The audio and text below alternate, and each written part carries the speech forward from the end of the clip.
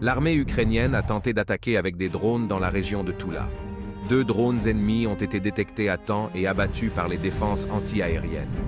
Dans la région de Bryansk, le village de Klimovo a subi d'intenses bombardements de la part des forces ukrainiennes. Une frappe a endommagé une école et des maisons. Une fillette de 10 ans est décédée et au moins 5 autres ont été blessés. Près de Kupiansk, les unités russes continuent de repousser l'ennemi le long de la rive est de l'Oskol.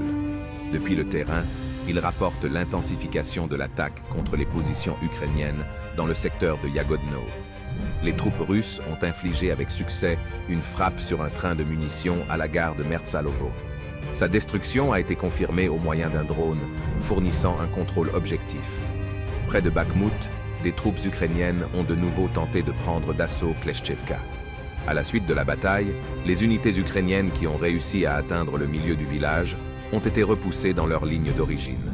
Au sud, les troupes russes ont lancé une contre-attaque près de Kurdyumovka.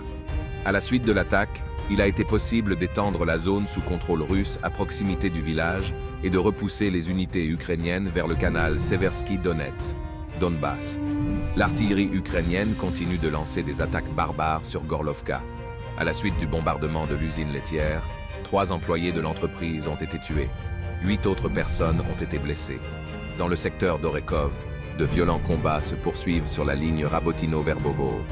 À l'heure actuelle, les unités ukrainiennes ont déplacé le vecteur de leur attaque et tentent d'occuper les hauteurs situées entre les villes. Les troupes ukrainiennes continuent de bombarder quotidiennement les villes situées sur la rive est du Dnieper. Dans le village de Dneprani, des bâtiments résidentiels ont été endommagés et le cimetière du village a été partiellement détruit.